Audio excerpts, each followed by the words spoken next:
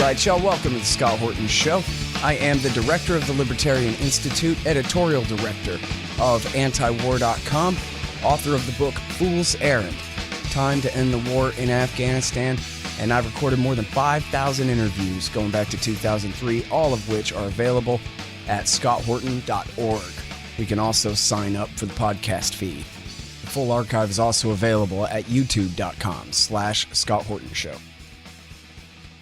All right, you guys, on the line, I've got the great Gareth Porter once again. He wrote the book, Manufactured Crisis, The Truth Behind the Iran Nuclear Scare, and his latest, with former CIA officer John Kiriakou, is the CIA Insider's Guide to, Trump's stupid Iran policy, something like that. Welcome back to the show. How you doing, Gareth? I'm okay. How are you doing, Scott? I'm doing great. Your titles are too long. I can't remember what that second one is. Well, nobody's expected to remember those titles word for word, so don't worry about that. It's an excellent book. It's an excellent book. You got it virtually correct. I think maybe there's one word that was different. CIA Insider's Guide to America's Iran policy Iran nowadays. Crisis. To the Iran crisis. No, the Iran crisis. There you go. The perpetual crisis. Now, right. So along those lines, of course, you have an article at the Gray Zone now explaining about what happened last Friday with the assassination of the Iranian scientist. I'll let you go ahead and pronounce his name for us. It's well, I mean, the closest I can come to it without being, an expert on Farsi, Persian language is Fakhrizadeh. Close enough. Okay, Mohsen Fakhrizadeh. So the Israelis, they killed him. Probably with the Mujahideen-e-Khalq. Some say with the remote-controlled machine gun or something. I don't think it matters, really. But everybody knows the Israelis killed him, and everybody knows that the Americans told them to go ahead and do it, the Trump administration. But what else do we need to know? I bet a bunch of stuff. Well, I mean, I think the overall intention here, the larger strategic intention, if you will, to strike now and to strike Fakhrizadeh, is to provoke the Iranians to do something that the Israelis hope will result in some kind of U.S. response before Trump leaves the office. I mean, the Israelis have been signaling almost desperately for months now that they are very concerned that something be done before Trump leaves office because they do not regard Biden as tough enough, ready to do what is necessary with regard to Iran. And so this is really their last chance to have a possibility of provoking some kind of military confrontation with Iran. And I think this fits that picture very clearly. And I think you're right that the meeting that was held before that with the MBS and with Pompeo certainly anticipated this move, and that Pompeo either, I think undoubtedly on his own, gave the go-ahead, said, yeah, that sounds good to me. Yeah. Well, I mean, no reason to think that Donald Trump didn't give them permission before they left town, that go ahead. And I think the story on antiwar.com today or yesterday was he told them, go ahead, do whatever you want, just don't get me into World War III. But anything short of that would be okay, I guess. Yeah, I mean, as far as he's concerned, he doesn't expect to go to war. He doesn't intend to go to war. And therefore, since his finger's on the trigger, he doesn't have any compunction about the Israelis doing something to Iran. Of course, Pompeo was undoubtedly hoping, as he has hoped for the last year and a half, and we've talked about this more than once, I know, he's been hoping that whatever the Iranians do, it might be enough to give him an argument with Trump that, this is his legacy, he can't afford to go out of office under these circumstances, et cetera, et cetera. Mm. But I think you're right, as we've talked about before, that Trump uh, is pretty firmly committed to avoiding going to war in the last days of his presidency. Yeah. Well, Of I course, mean, it sure he's doesn't still seem saying like he he's. wanted to days, but nevertheless, I think that's the case. Yeah, I mean, obviously there's a risk here, but it doesn't seem like they're trying to go that far. But it's like you say, they're trying to sabotage Biden essentially, right? And make it virtually impossible for Biden and the Ayatollah to work things out and get back in the nuclear deal once Trump comes. That's I a mean, once second Biden's sworn in. intention. I mean, That- Netanyahu said 2 weeks ago that for America to rejoin the nuclear deal is unacceptable. Yeah, of course, that's been the objective for his administration for now what is it 10 years? Um, yeah, roughly a little more than 10 years if I remember correctly. Yeah, and therefore that is a secondary strategic aim of this assassination. But I think the initial the sort of the higher aim, the one that they would like to achieve most of all is to have some sort of confrontation before Trump leaves office. And who knows what Pompeo told them during that meeting. But you think He it really is? You think that it's a plot between Pompeo and Netanyahu to end run Trump into a real war? Well, look, I mean, let's look at it this way, Scott. I mean, Pompeo's political future depends on the Christian Zionist vote in the United States. They are his base, and he has to listen to what the Israelis say in light of that, and in light of the need for the backing of people who've backed Trump in his two elections uh, uh, and who he believes would be crucial to his own political future. Yeah. So I think that really has to be seen as part of the background of his meeting with No the doubt about president. that. I mean, I'll tell you what, Gareth, I might have expected this spin from you, but I think this was just the regular story in the papers was that Pompeo goes to Israel to debut his presidential campaign for 4 years from now. This is where he's kicking off his campaign. He's got to make sure that he's got the Likud party support first. Absolutely, absolutely right. He doesn't have any place else to go, and that, of course, was his strategy from the beginning. Which is hilarious because Mike Pompeo's never going to be the president. I mean, give me a break. No way. He could be Yeah, a congressman, maybe imagine even a that. senator, but he's never going to be the president of the United States. I don't care what Israel says. Absolutely, he's on a flight that is going to end in a tailspin and a crash. Yeah, I mean, you might as well be talking about Ted Cruz or something. Like, yes, he commands a lot of respect from a very narrow segment of the population, and that's it. And with no Right. growth potential either. Yep. A lot of these politicians are bad at politics. I mean, look at Donald Trump. Look at all the compromises he made and then lost anyway. Yeah. Anyway, so here's the thing about it now. Your article is about how this scientist that they killed. I mean, first of all, I guess you're saying he's not who they say he was. But second of all, and really most importantly, he couldn't be the key to Iran's nuclear weapons program, Gareth, because Iran doesn't have a nuclear weapons program. Yeah, there are several levels of untruth here that we have to unpack, essentially, in order to complete the process of analyzing this. As you've just said, I mean, at the bottom level, the fundamental point would be that the whole idea that Mossad has pushed for many years now, going all the way back to the early 2000s, that Fakhrizadeh is the leader of this Israeli, this Iranian covert nuclear weapons program, is completely false.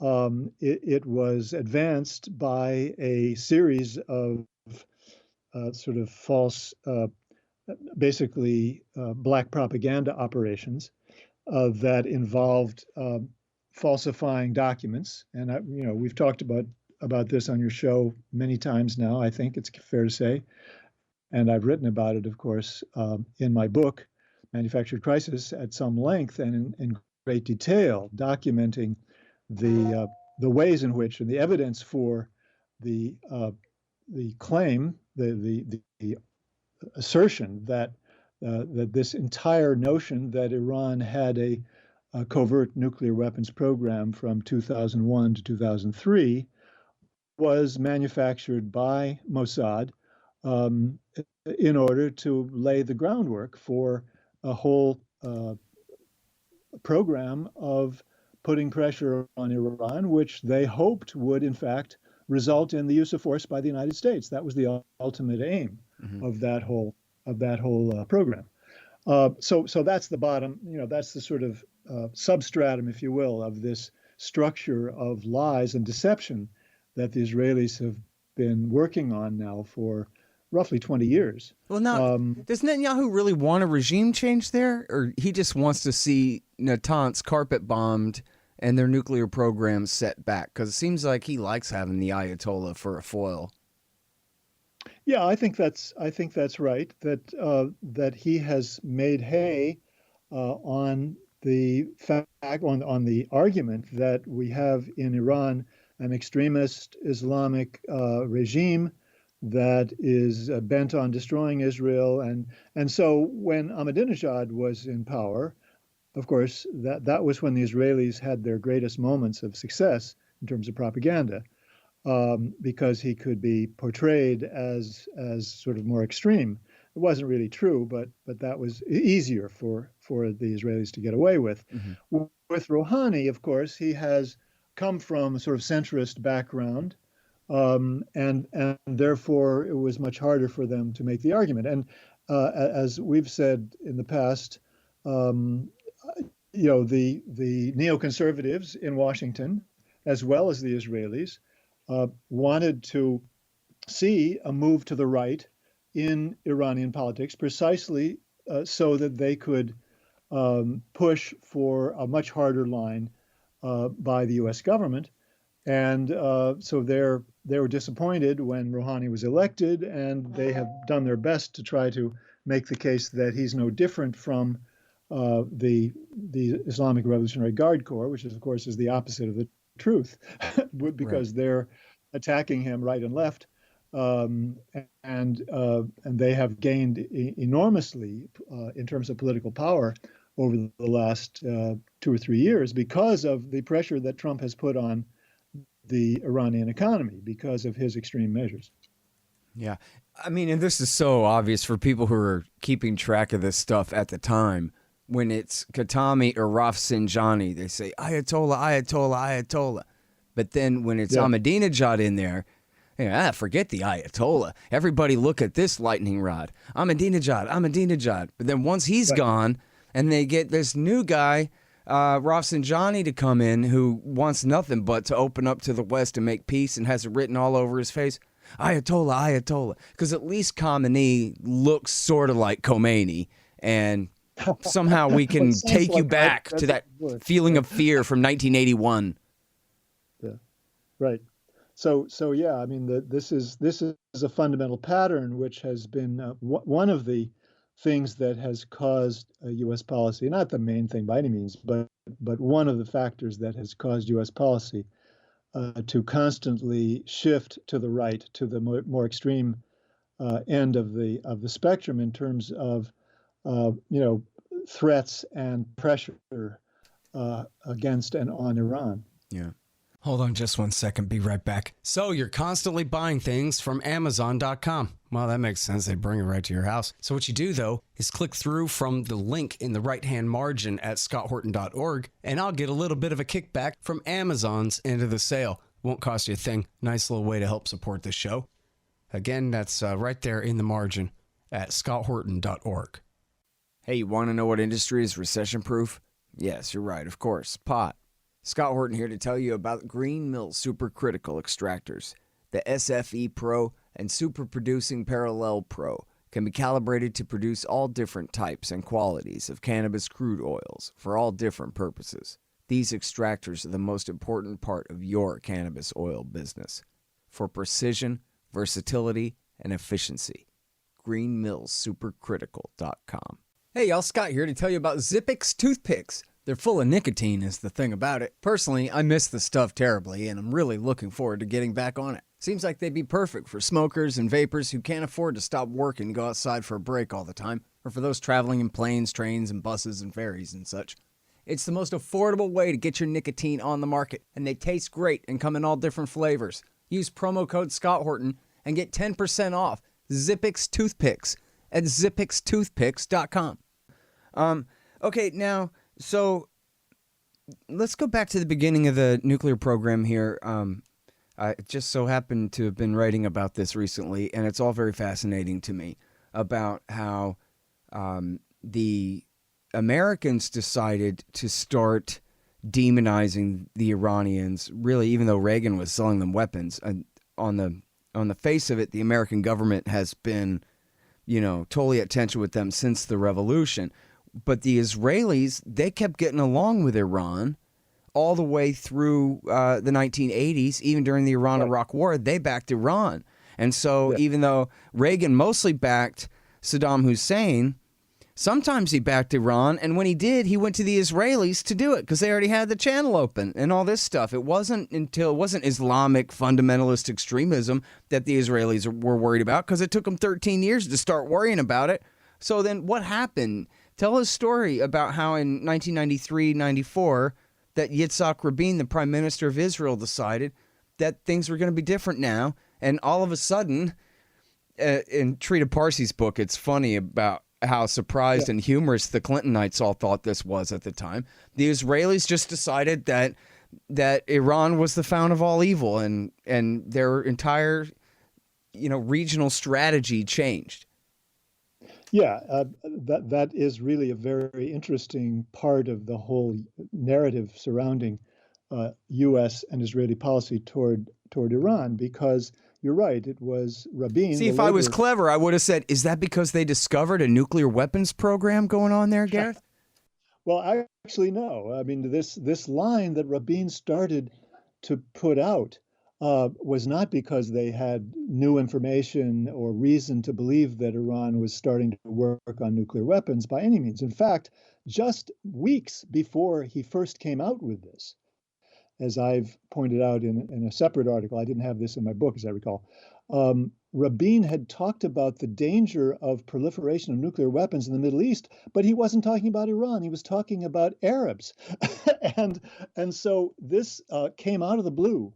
And the fact is, it's very clear, and his supporters themselves are the ones who've revealed this, have said that Rabin took this line because he had decided that the strategic need for the Israeli government was to have negotiations with the Palestinians, the PLO, and that was such an unpopular thing to do at that point, especially in Israeli public opinion, that he had to have a very strong argument to get sort of even toleration of it. And that argument had to be, we have to unite the home front in order to be able to prepare for the real danger, the real threat of the future to Israel, and that's Iran.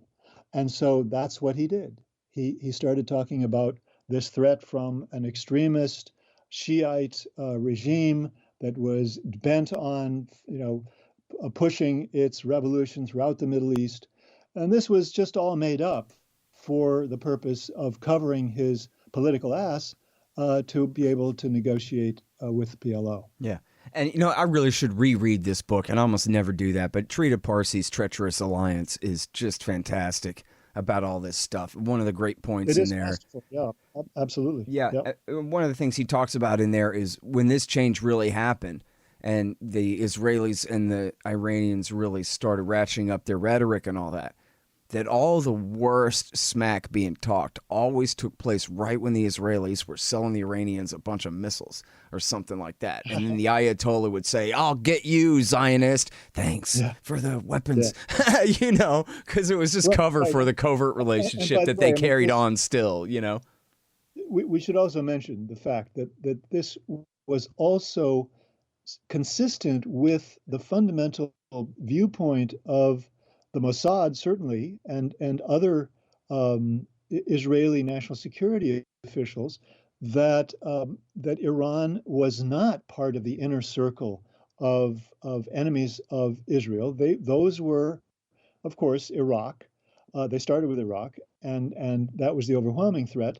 And they believed, as they had for a long, long time, that Iran ultimately would come around and that they could get along with them. So this was part of an overall strategy, a peripheral strategy, if you will, that Israel had been following and had not given up on.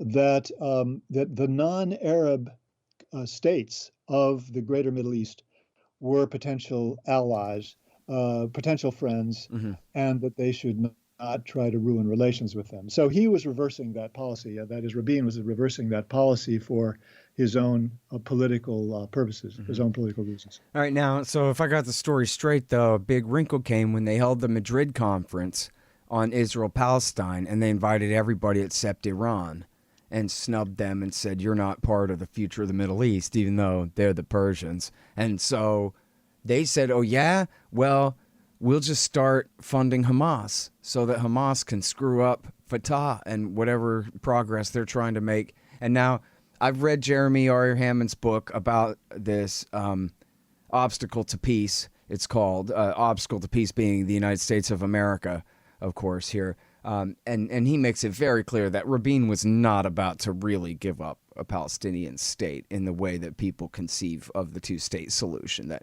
mostly that's just public relations, but still. Well, of course, that's right. And don't forget that the Israelis were feeling their oats. They felt extremely powerful at that moment because it was right after the Cold War. They felt that the Arab opposition to Israel was going to be much weaker. Well, it was much weaker, obviously. Uh, Iraq was on its knees because of the Iran-Iraq War, and they felt that, generally speaking, Israel was in a much stronger position now to negotiate with the PLO because of the fact that the Soviet Union was gone. The PLO had lost, its main sort of political support, and generally, the Arabs were no longer in a position to provide the support for the PLO. So it all fit together as part of a new world view or view of the power situation in the world in Tel Aviv. Yeah. But that goes to show, though, why they talked themselves into saying, "Oh, see, the problem here isn't our stupid choices. The problem here is the Ayatollah. Now that he wants to go ahead and pump some money into Hamas in order to give us the middle finger for giving him the middle finger, then, now that's..." We should get back to the assassination. Well, okay, but I was going to tie this right into, right at that era is when they found, see, I was going somewhere with this, if anybody's on my same train here, that this was right around the time that they intercepted these communications. Was it the DIA that intercepted them? That they, if I understand you right, they weren't lying. This was actually an honest misinterpretation of these intercepts, made them think that, oh man, look, Iran, not just are they funding Hamas now, looks like they're starting to put together a nuclear weapons program here, huh? Right. I mean, this happened in the very early 90s, from 1990 to 1991 or 92. And it was indeed, it was the CIA that was most involved in the intercepts of telexes. And they had assistance, or they were joined by the British, the Germans, and the Israelis, the Mossad, or some element of Israeli intelligence. I'm not exactly sure who would have been involved. All of whom were just sharing stuff that they'd intercepted from Sharif University telexes, and those telexes, they all noted, had the telex number of the Physics Research Center, which was an Iranian defense ministry outfit. They were funded by and under the management of the Ministry of Defense. And that was a signal to all of the folks from the CIA to the Israelis that something must be up, that this is evidence that the Iranian military has an interest in nuclear, which is separate from the civilian nuclear organization in Iran. So that was the basis for the theory that the Israelis pushed very, very hard from then on, and which the U.S. government itself picked up very quickly, that indeed Iran was after a nuclear weapons program. It was interested in having nuclear weapons, and they couldn't prove it, but this was evidence that was suggestive. And so that was where the U.S. government was during the rest of the 1990s. Mm-hmm. The CIA did not make a judgment during that period that Iran did have a nuclear weapons program. They had no evidence of that, and they weren't claiming that. But there was suspicions all the way through the 1990s. And then you come, yeah.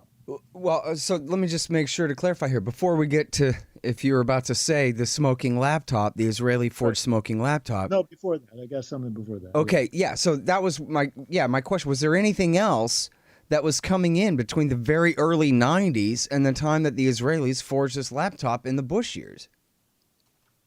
Well, what was happening was, first of all, you have the Bush administration coming into power, okay? And that meant John Bolton running the Iran policy. But I mean, in the Clinton years, there was no more information that came in other than those telexes for the whole 1990s? Not that I can recall, no. Okay. No. I mean, fair enough. I know how these guys are. They're like, yeah, good enough. Let's just pretend to keep believing it. Okay, go ahead.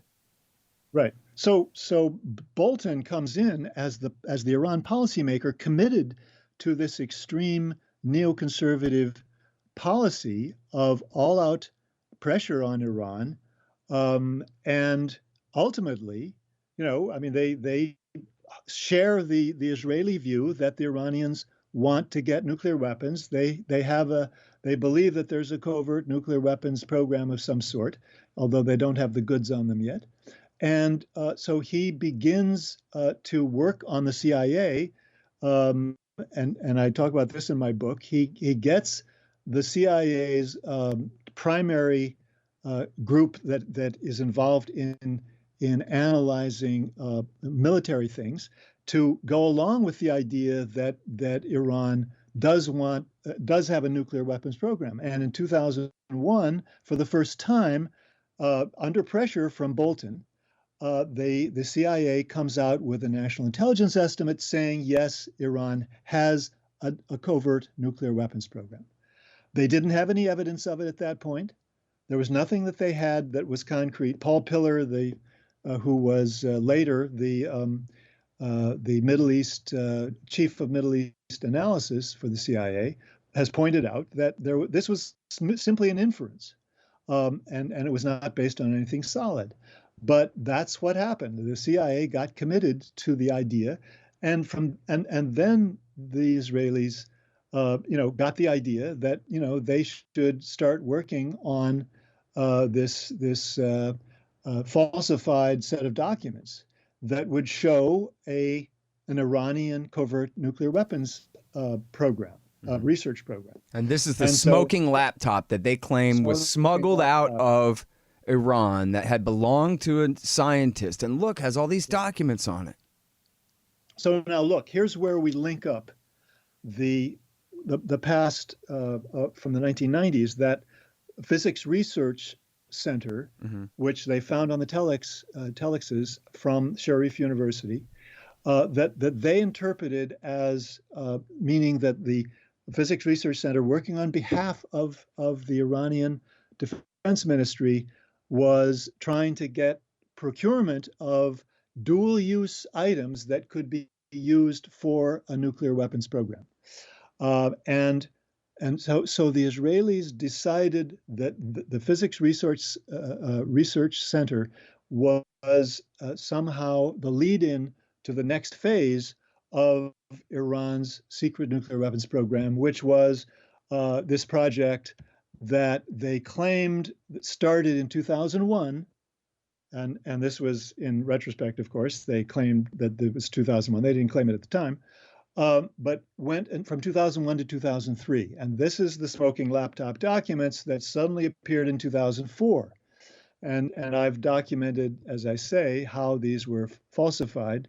These are forged documents. They had some documents that could have been real, but there was one letter that was the real document. We won't get into that, but it was used in a way that falsified it. They put handwriting on it that they used to suggest that this was somehow tied in with nuclear weapons, which it wasn't. But so in 2004, these falsified documents that the Mossad had worked on were turned over to the Mujahideen Calc, and they turned them over to the German intelligence agency, the BND, which turned them over to the CIA. And that was the beginning then of the sort of leaking these to the American press and to the world's press, and creating this huge false idea about what was really going on in terms of Iranian policy. Mm-hmm. And that's why, you had the Iran crisis basically burgeoning during the Bush administration. So now, and the IAEA basically being taken over by the Israelis, essentially through U.S. power, and getting their point of view accepted ultimately, not by al-Baradei, but by his successor in 2009, 2010.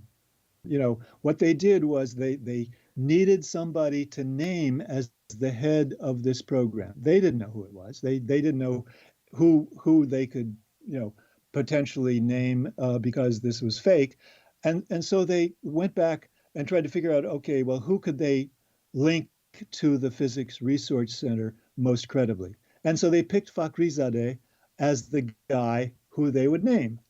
And that's because he taught at the Imam Hussein University. He had a course that he taught at Imam Hussein University. And so they thought that was plausible enough. He taught physics at Imam Hussein University. So he was the guy that they named. And here's the payoff. Here's the punchline, okay, Scott? We now know that he had nothing to do with the Physics Research Center. The guy who was running the Physics Research Center was another person who later on became the head of the civilian Iranian nuclear program. The guy who really was the head of it later on became head of the civilian nuclear program. So now we have concrete evidence. We know that they made this up deliberately to finger Fakhrizadeh, and it was spread to the IAEA. They put his name in the documents that we've been talking about, the forged documents. That's how they did it. It's Zavari.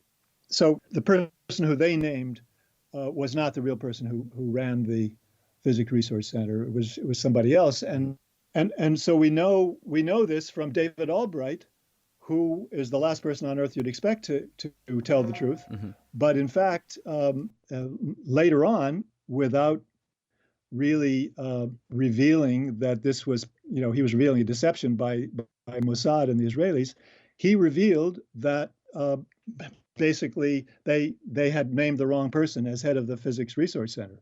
That it was Shamaradi. Who was the guy that they killed? What was his actual job?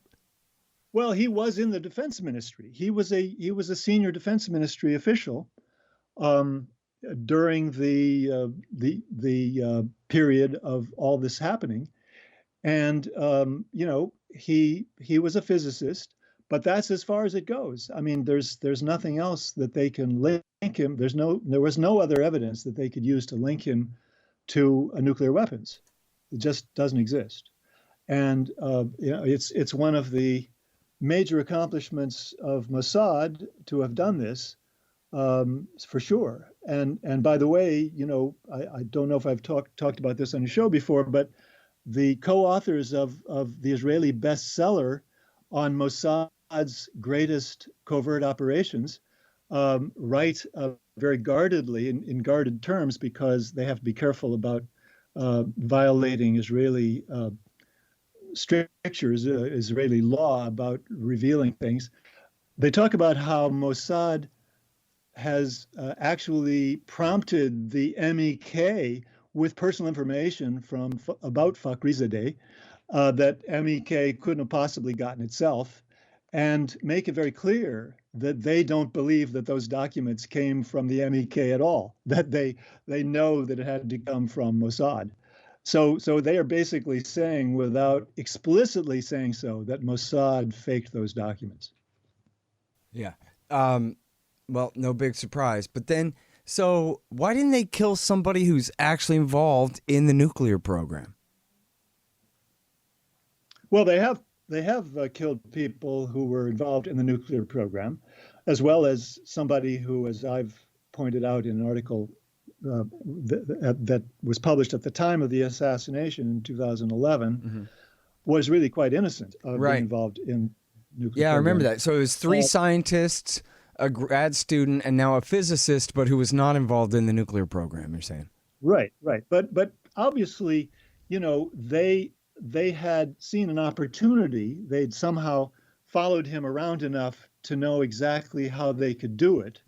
And it fits their narrative anyway, so yeah. Yeah, it fits the narrative. This was a big propaganda payoff. And speaking of which, I mean, I don't know if this is exactly what you're referring to, but I just seen a week worth of Iran's nuclear weapons program that every reporter now thinks is a thing without doing the slightest bit of thinking or remembering or research into the matter. Hey, if David Sanger says, as Perry would put it, that it's a flat fact that there is such a thing, that he can just refer to it rather than even making a specific claim about it, then that's good enough for all the rest of them to parrot too. This is another indication of just how completely successful the Israelis have been in propounding this deception about the about Iran and the fictional covert nuclear weapons program. It has been accepted so completely that nobody feels the need to say anything more than simply refer to the Iranian nuclear weapons program and to the guy who the Israelis say was in charge, and who everybody now believes in the corporate media was the case. Yeah, it's just amazing. Hey, y'all, here's the thing. Donate $100 to the Scott Horton Show, and you can get a QR code commodity disc as my gift to you. It's a 1-ounce silver disc with a QR code on the back. You take a picture of it with your phone, and it gives you the instant spot price and lets you know what that ounce of silver is worth on the market in Federal Reserve notes in real time. It's the future of currency in the past too. CommodityDiscs.com, or just go to scotthorton.org/donate. Hey guys, Scott Horton here for ExpandDesigns.com. Harley Abbott and his crew do an outstanding job designing, building, and maintaining my sites, and they'll do great work for you. You need a new website? Go to ExpandDesigns.com/Scott and save $500. Hey guys, check out Listen and Think audiobooks. They're at listenandthink.com and, of course, on audible.com. And they feature my book, Fool's Errand, Time to End the War in Afghanistan, as well as brand new out Inside Syria by our friend Reese Ehrlich, and a lot of other great books, mostly by libertarians there. Reese might be one exception, but essentially they're all libertarian audiobooks. And here's how you can get a lifetime subscription to Listen and Think audiobooks. Just donate $100 to the Scott Horton Show at scotthorton.org/donate. All right, now, so the Ayatollah for now is sort of playing it cool, right? He knows that Biden is coming soon and that Biden has an obligation to Obama to at least sort of kind of look like he's trying to get back into the nuclear deal. So maybe the Ayatollah will hold his fire for now. Then again, Jake Sullivan, the designated incoming national security advisor, has already said that, oh yeah, we'll get back in the JCPOA as soon as they immediately return to all the limits in the deal that they've been breaking lately without withdrawing from the deal, but still. And as soon as they agree to start negotiating further on the rest of their activities, only then, in other words, he's taken Donald Trump's position. He is, yeah. There's not a dime's worth of difference at this point between what the Biden national security team intends to do and what Trump has done in terms of a fundamental policy line, except for being willing to get back into the agreement, which Trump, of course, was not willing to do. But it does really put. I mean, at least officially, that was the Trump position, wasn't it? Yeah, we'll get back in the deal as soon as you agree to all these other terms. No, he wasn't willing to do that. No, though he got out of the deal without any ifs, ands, or buts, and then added, we're willing to talk to you, about these other issues. I guess I'm thinking of Pompeo's speech where he goes, "These are all our demands." I guess it was implicit in that we'll get back in the deal with you if you do all these things. That was to ease the terrible economic sanctions against Iran, specifically, to deprive them of their fundamental, major source of support for their economy by not being able to trade, to sell their oil to all their customers. So, that was the leverage that they were using to get the Iranians to kowtow to the United States. But their demands were so extreme that there was no possibility that the Iranians would even. I see. But that was just about sanctions. That wasn't about getting back in the deal by hook or crook. I got you. That's right. All right. Now, so when it comes to, I don't know, Pompeo and Netanyahu working to really gin up an actual conflict here, I'm reminded of the battle days of 2007 or so. I guess would have been very late 06 or maybe January 07, when reportedly the chiefs took President George W. Bush into the tank at the Pentagon, and they says, we don't want to go to war with Iran. They got too many and too good anti-aircraft, and we'd have to put too many special operations guys on the ground with laser pointers to try to destroy it all. And yes, we could bomb them, but yes, they could bomb us too, at least, America in the Middle East, if not America the place. And so there'd be too much hell to pay, and we don't want to pay it. And I guess the Air Force was gung-ho for it, but even the Navy said we don't want to. And the Marines and the Army definitely said count us out. And so Bush said, okay, well, all right then. I guess forget it. That's correct as far as it goes. But of course, the story did not end there, because then Vice President Dick Cheney had its own ideas, and he pushed, first of all, for bombing the Iranians if they could. Well, the first thing was to use the occasion of the discovery of this alleged nuclear reactor in Syria in 2007, in April 2000 or March 2007, to take a shot at not just Syria but Hezbollah as well, and even perhaps Iran. That's what he was suggesting in those discussions in the White House, and that was turned down by Bush again. Then, at a later meeting or set of meetings, he was calling for taking advantage of any incident in Iraq where U.S. troops were killed or even injured, perhaps, in numbers, and that could be blamed on Iran. And of course, they would find a way to do that. That would be the basis for retaliating by hitting an IRGC base inside Iran. And that, of course, was squashed by the Pentagon. And it was not just Bush, but the Pentagon said, we want to know how this would play out. And then it just didn't go anywhere. So that was as far as it went. But there was discussion because of Cheney that went beyond, Well, that hey, meeting I'll in do you worse. He sent David Wormser around to say that they were talking with the Israelis and thinking about having the Israelis launch a cruise Yeah. missile strike on Natanz that would force Iran to hit back against American interests in the Gulf. And as they put it, as Wormser put it, do an end run around George W. Bush and force him into the war. Yeah, that's right. You're absolutely right, and it's well documented that Cheney, did in fact favor that. He was it was not just Wormser, but Cheney himself was ready to go in that direction, but he, of course, was limited by the fact that he ultimately he couldn't get away with it because of Bush. Yeah. Yeah, the cool, patient wisdom of George W. Bush saves us again. That happens from time to time. There was the other time when Saakashvili invaded South Ossetia and the Russians started coming across under the Caucasus Mountains, and Dick Cheney wanted to bomb the tunnels or do, cruise missile strikes on the tunnels under the mountains. And George Bush reportedly said to the cabinet, "Does anybody agree with the vice president about this?" That's right. That's what he does. That's what he All does. right. Well, let's move on. Thanks very much for your input, Vice, but we're going to not start a war with the Russians today. Yeah.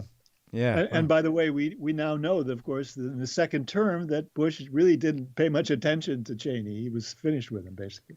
Yeah. Well, that was why they brought in Gates, was somebody had to be strong enough to marginalize. Although, what did Gates do other than implement Cheney and Petraeus' surge and double down anyway? They didn't do the Baker plan. They did the Fred Kagan plan. So what the hell? Sure. You know?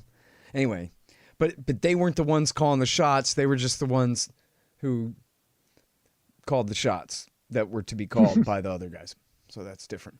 All right, but now, so I should have phrased that question better anyway. What about the military now? Doesn't the Army and the Marines and the Special Operations Forces guys, don't they think that they don't really want to invade Persia because that would require a lot of dying on their part?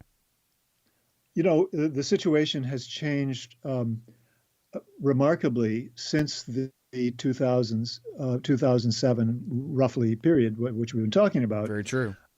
There was at least, as you've suggested, the Air Force. There were parts of the Air Force that might have been interested in that sort of thing, but the rest of the military was not willing to go along with any such thing. But today, it's much clearer that nobody in the Pentagon really is willing to do anything that would cause the United States to become involved in a war with Iran, unless it was the result of some egregious attack on U.S. troops that was impossible to avoid responding to.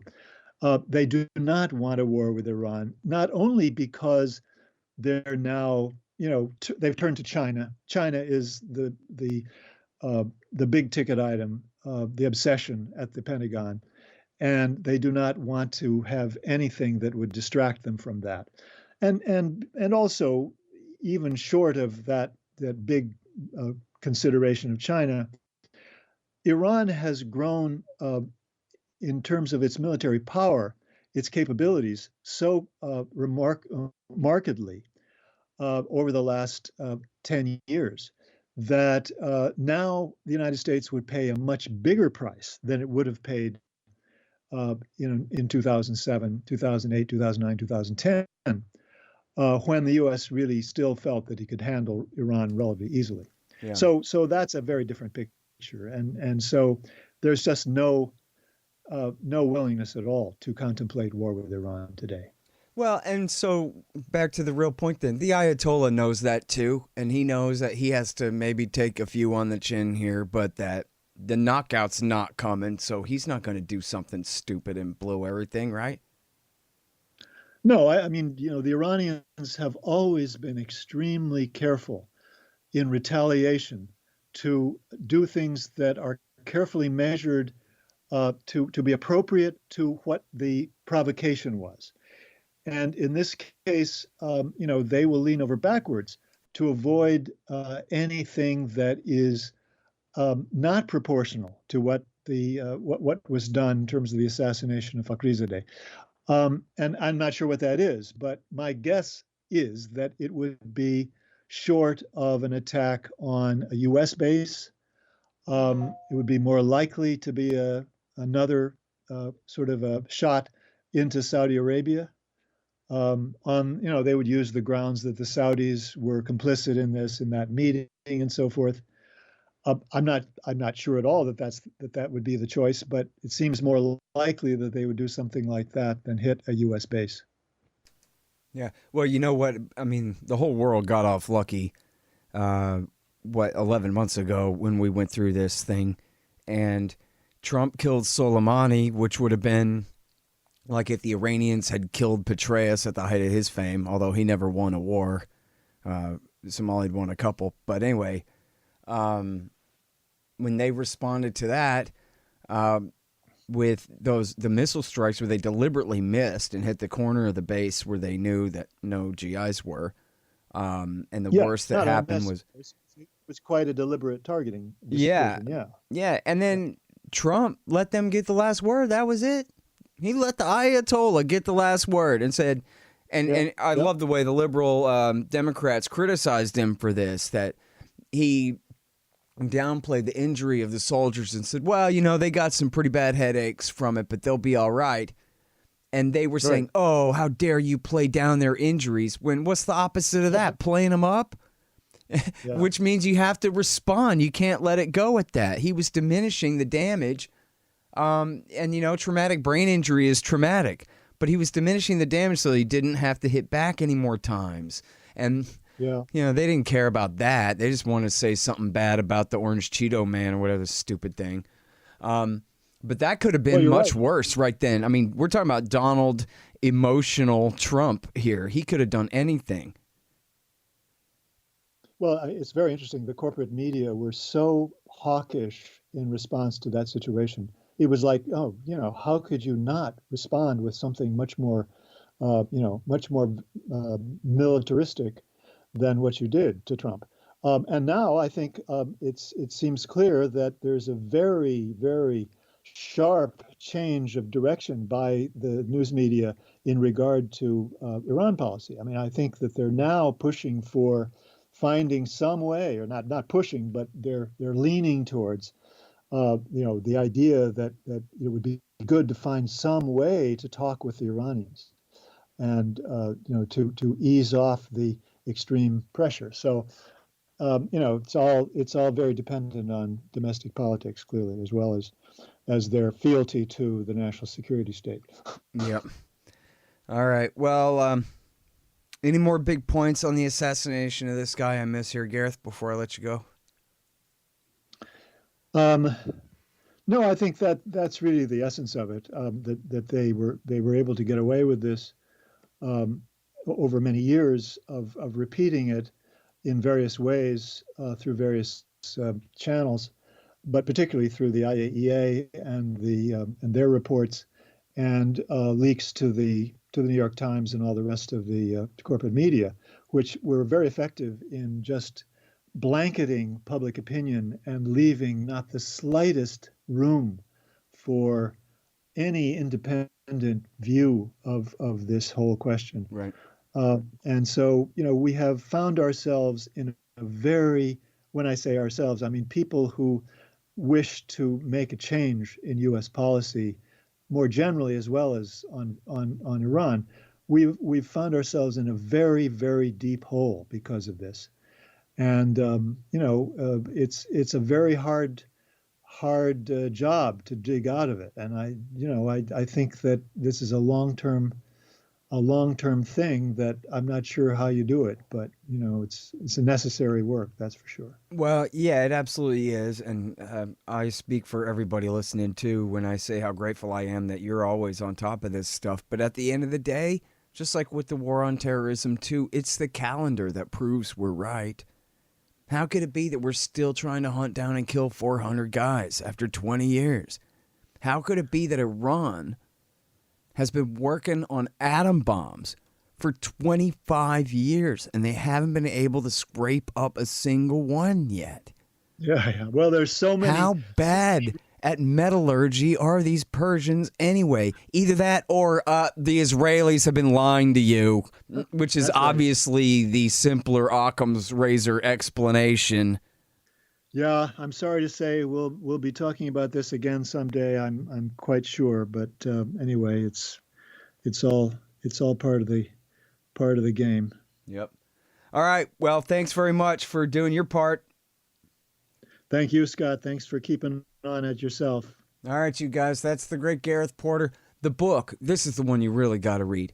It's Manufactured Crisis: The Truth Behind the Iran Nuclear Scare. And you know, go back through my archives. Add the word stress to your search and you'll find the 10-part interview I did. We did an hour per chapter of that whole book back in, 2015, right before the nuclear. Yes. Yep. So you guys can find that and read the book. It's great. And the CIA Insider's Guide to the Iran Nuclear Crisis, co-authored with John Kiriakou, not that Gareth is CIA. And, and keep your eye out for everything he writes at the Gray Zone, including the latest, which we have reprinted at antiwar.com, as we are wont to do. It's called How Israel Deployed an Intelligence Deception to Justify Killing Scientist Mohsen Fakhrizadeh. All right. Thanks, man. Thank you. The Scott Horton Show, Anti-War Radio, can be heard on KPFK 90.7 FM in LA, APSradio.com, antiwar.com, scotthorton.org, and libertarianinstitute.org.